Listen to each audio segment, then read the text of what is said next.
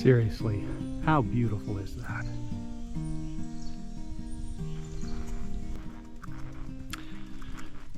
Today I am visiting one of the real gems of the Ottawa Valley, Westmeath Provincial Park. Westmeath Provincial Park lies just north of the village of Westmeath on a bend of the Ottawa River where the Ottawa River actually runs north. It is an undeveloped park. There are no facilities here. There's simply a parking lot and then an access road and a bit of a trail system. But it has a number of outstanding natural features that make it well worth a visit. And I'm actually walking my bike down one of those features right now, and that is a relic shoreline of the Ottawa River. The Ottawa River, as I've discussed before, 10,000 years ago was a massive river carrying enormous post-glacial flows, and so it occupied a much larger channel and carved terraces, old shorelines, well above its current shoreline. And the hill that I've just come down is one of those shorelines. Along my way today I'll be visiting the silver maple swamp, and then I will be going to the shoreline of Westmeath and explaining some of the processes through which this park has been formed. My name is Nick Stowe. I'm an ecologist, and this is the ecology of the Ottawa Valley.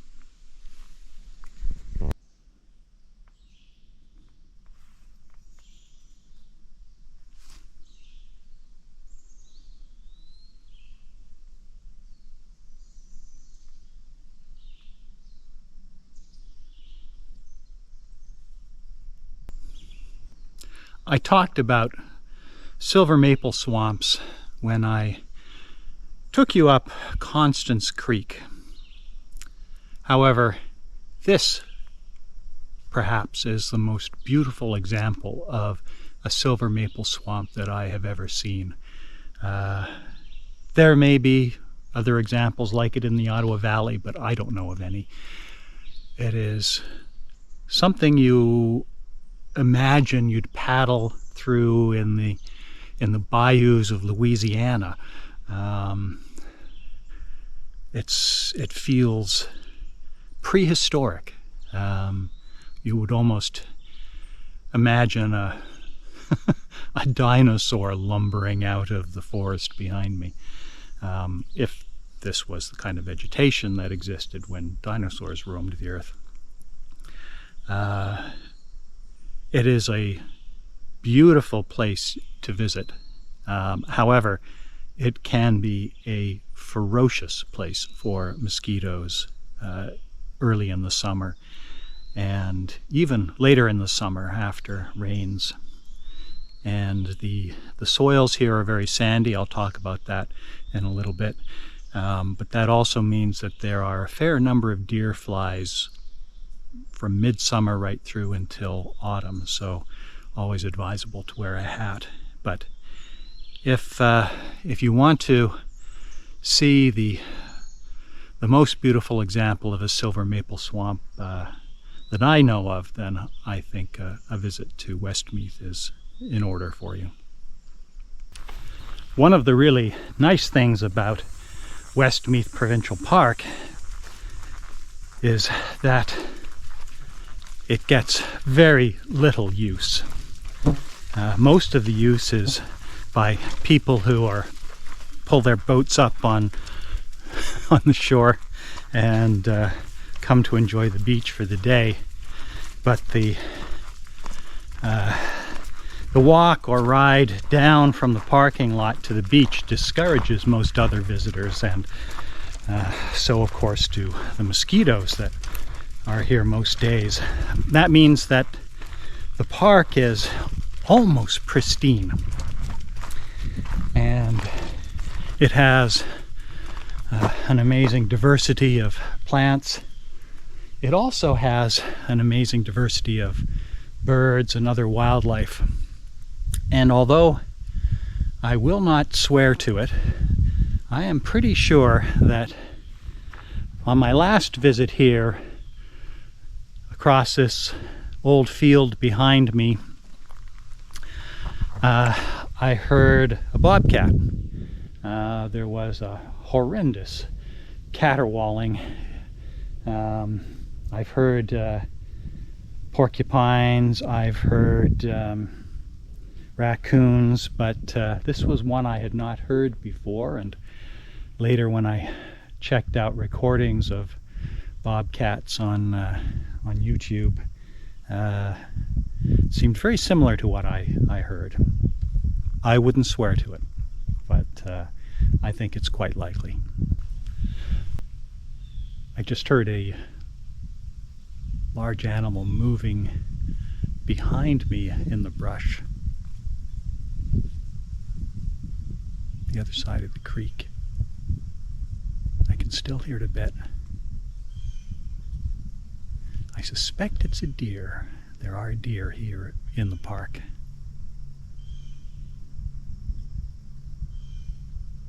Of course, if I've heard it, it's almost certainly heard me.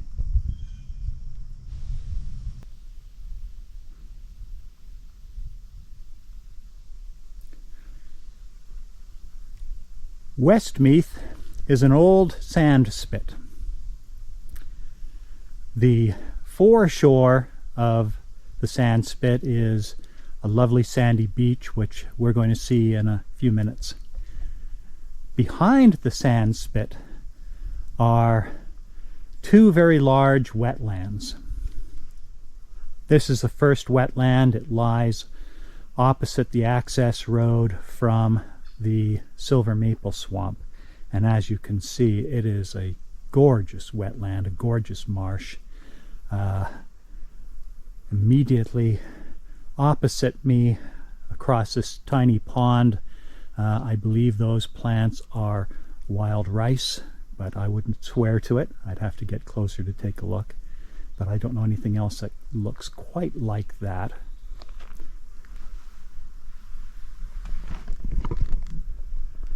And then beyond the meadow here and the silver maple swamp beyond is Bellows Bay, an enormous wetland that lies behind the sand spit.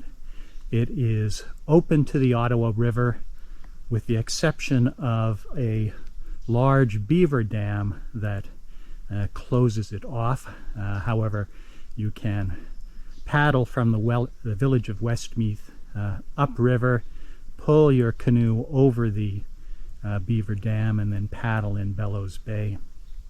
And it is a spectacular place. It's the last place that I saw black terns. I don't know if they're still there, but there was a colony. And as you paddle along, you can often see the swirls of enormous fish moving away from your canoe. I've never gotten a good look at them. Perhaps they're carp, perhaps they're enormous pike. They could even be lake sturgeon back in that bay. But it is well worth a visit if you have a day and you want to go for a wonderful paddle. I suggest that you do that. You go to the village of Westmeath, paddle upstream, visit the bay, and then have your lunch on the sand spit. Here is a map of the trail system at Westmeath. You can see that it consists of a single loop, half of which is identified as a hiking trail, the other half as the access road. I'm not going down the hiking trail today because frankly I just don't feel like risking the poison ivy, and that is one of the main hazards here at Westmeath, apart from the mosquitoes.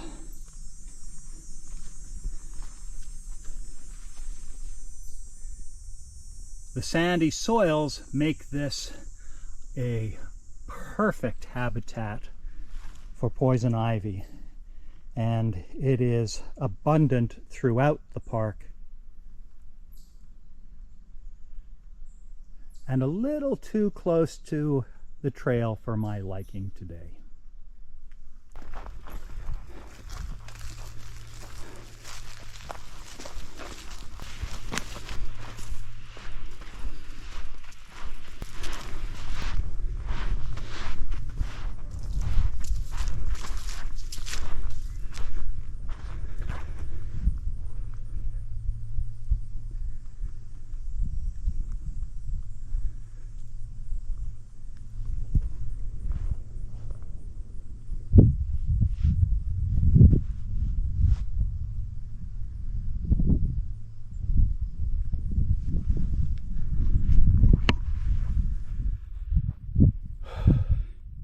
There are many reasons to come to Westmeath, but let's be honest, this is the best.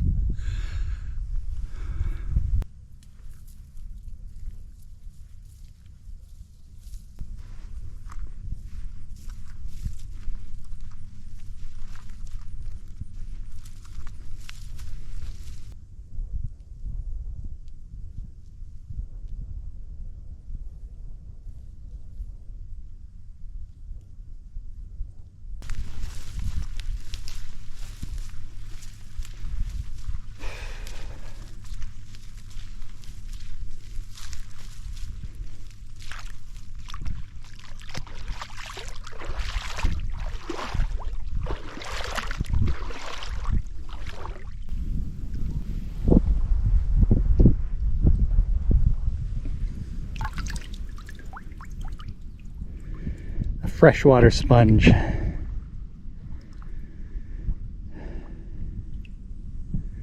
Very cool.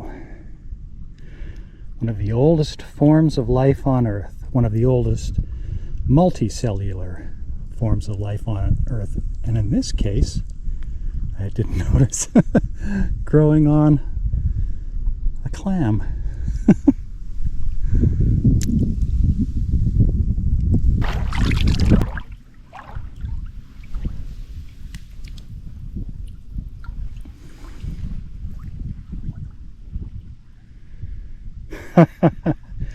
What an amazing adaptation.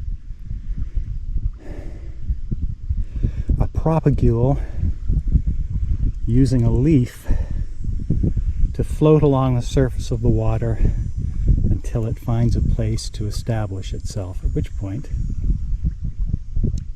the leaf falls off. Super cool. As I said in my introduction, Westmeath lies at a bend in the Ottawa River where the river turns and runs north for a short period of time. The river widens here, and as it widens and it turns north, the water slows, and this is where a lot of the sediment that the river carried in the past and still to some extent carries today, it's where that sediment, that sand, gets deposited. And that's why we have this lovely long sand spit with its sandy upper beach. And if you look down here into the water at the sandy bottom I'm standing on, you can see ripples in the sand along the bottom. Those ripples are caused by wave action, just like this.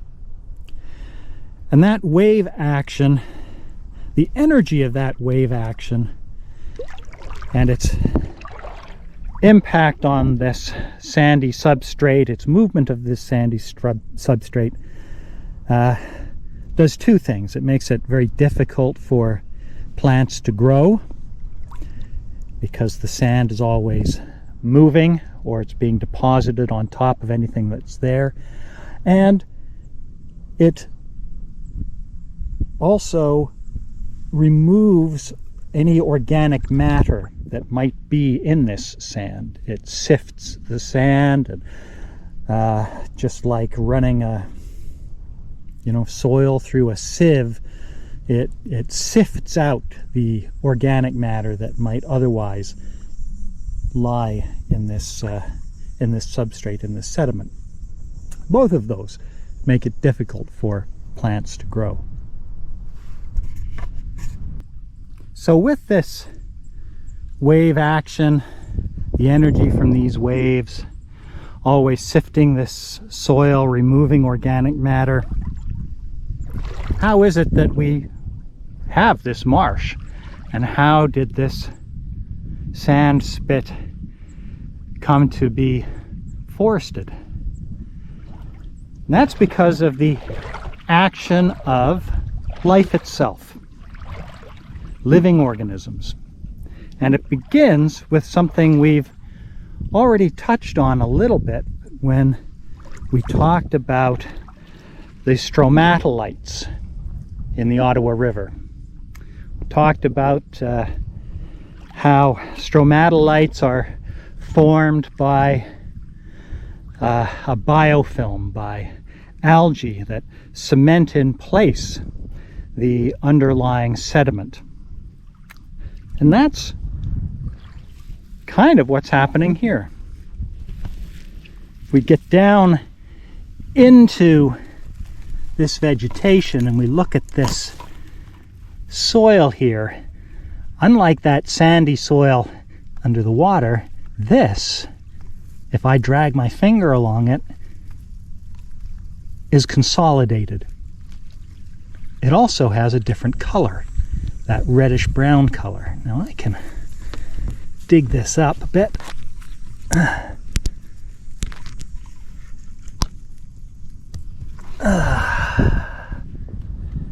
And there we have it in front of me. And if we look at that, we can see right there,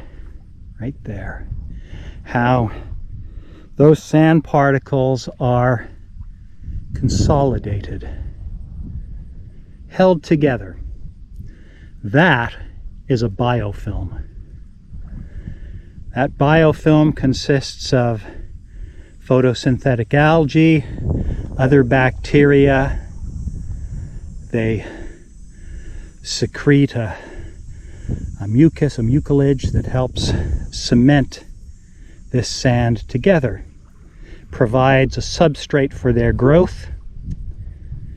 It anchors the soil in place so that other things can then take root in it. This plant is a sedge. It is Scirpus americana. The common name is three box sedge. It has other Latin names. It's one of those species that has been frequently reclassified. I learned it first as Scirpus americana, and so that's what I call it.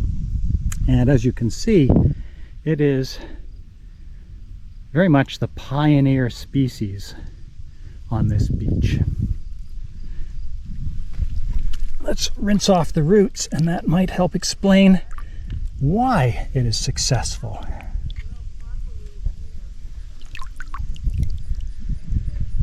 There we go. So what we have here are two stems of the plant growing from an underground stem called a rhizome.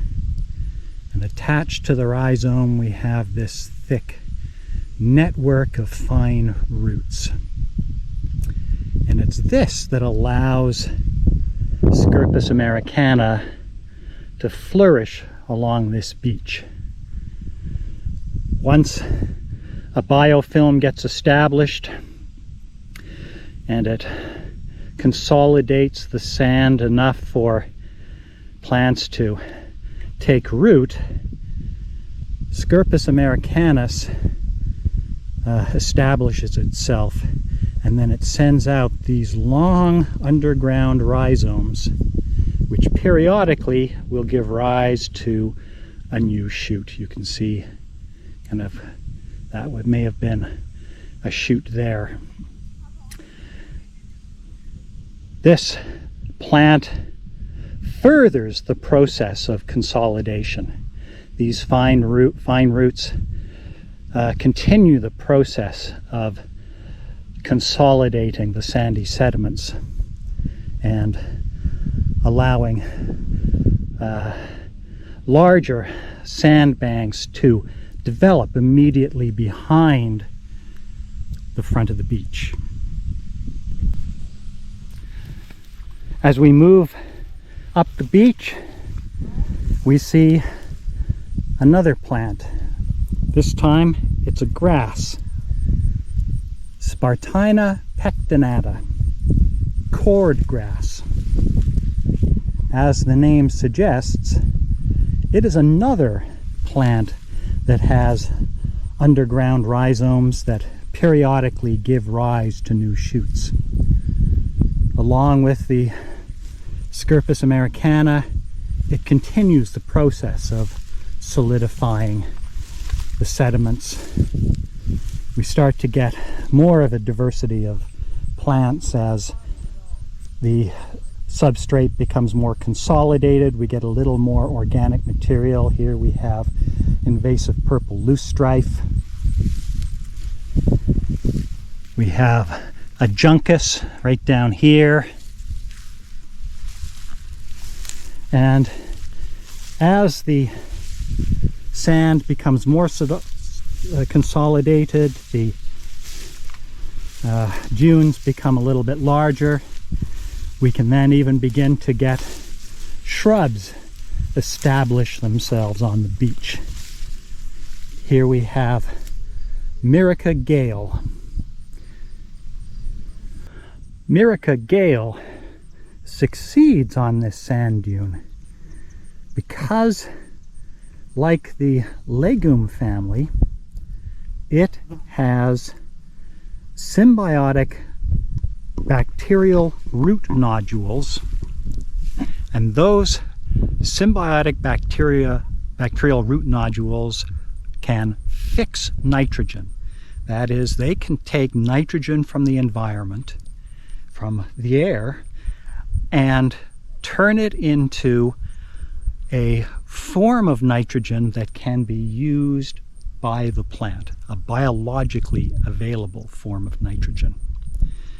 That's important here because despite the fact that we do have these pioneer species growing on this sandbank, this low sand dune, it is still a very low nutrient environment.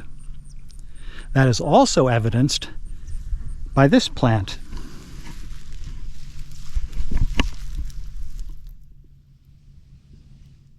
Here we have a sundew. This is an insectivorous plant. It is a plant that captures and digests insects to provide it with nutrients, primarily nitrogen. You can see here the fine hairs, the fine sticky hairs glittering on the plant. Those attract the insects become trapped in those hairs. The sundew then secretes enzymes that will dissolve the insect and allow the plant to absorb the nutrients from it. We saw sundew in our fen in the Petawawa Research Forest, and just like that fen, this shoreline is a low nutrient environment. As we move further up the beach, as the elevation increases, we get much drier conditions. We get a lot of Sand that is likely wind deposited. It's out of touch with the water for most of the year.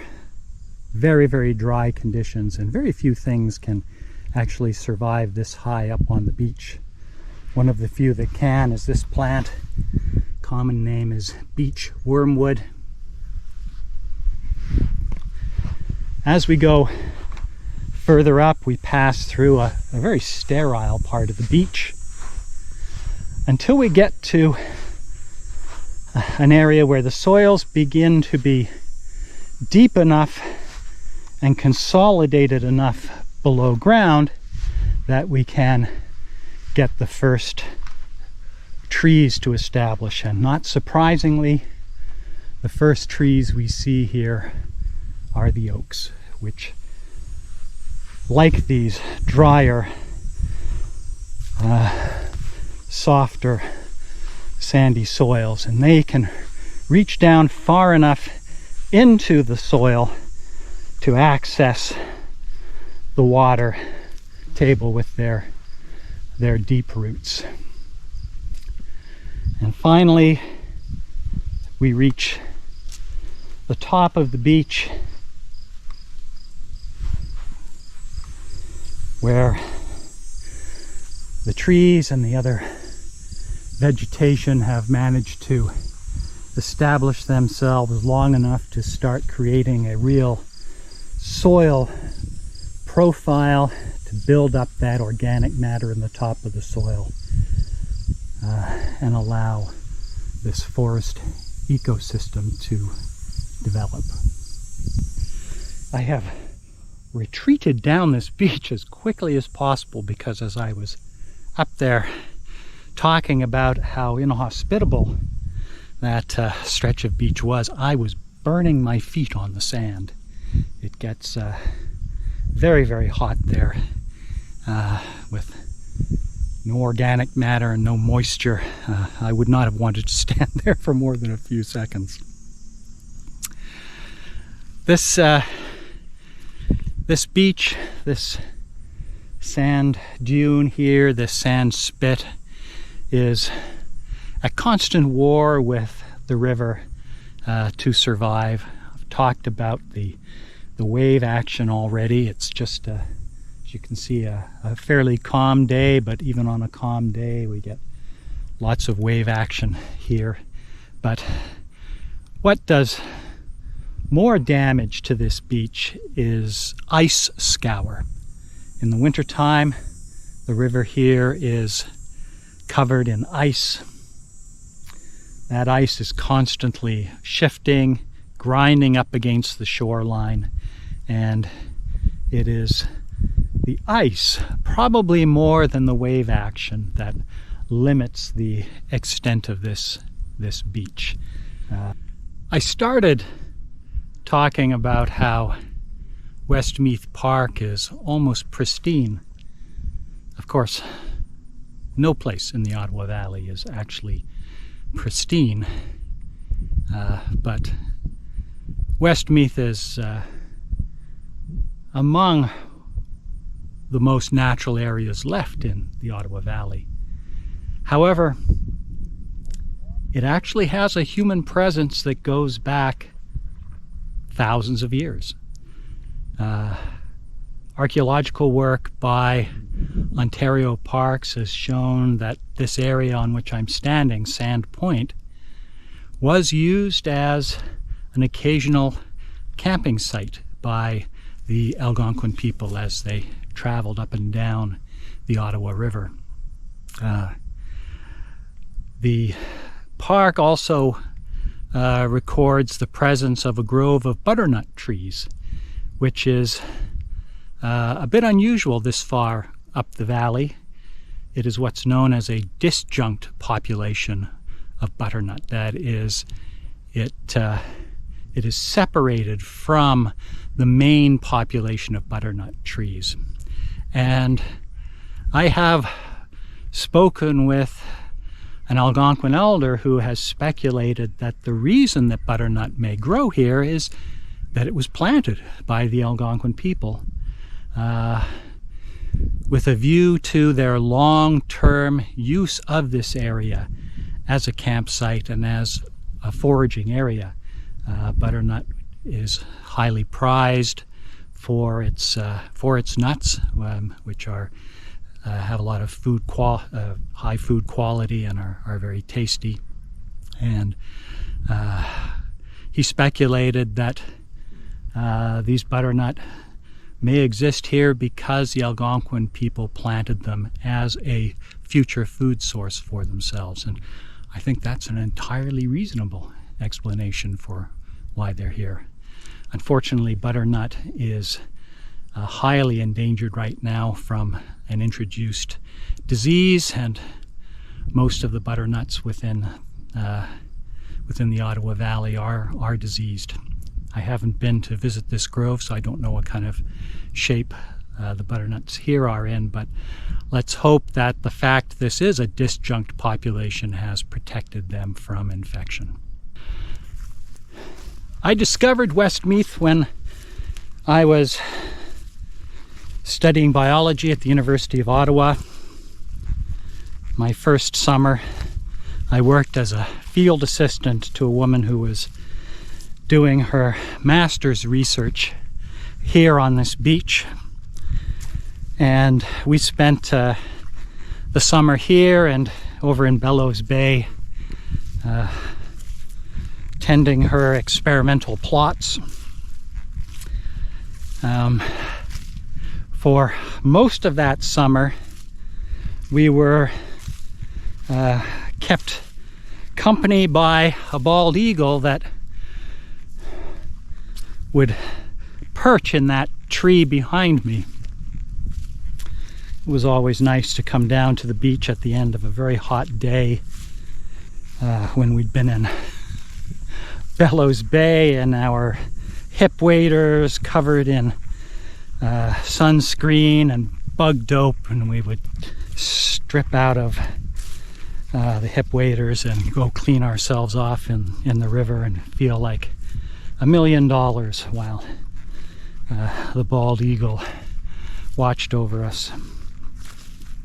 Bald eagles are, I don't know about sacred, but certainly revered in Algonquin culture, and I like to think of that bald eagle perched on Sandpoint, keeping an eye, a protective eye over this site. There have been proposals over the years for development of Westmeath Provincial Park, for creation of a formal campground, installation of more facilities. Those plans have never been acted upon, and I certainly hope that they never are, because this place would not survive such a development and maintain its character, the things that make it so valuable from an ecological perspective and from an historical and cultural perspective. Thank you for joining me, and please come back for my next video.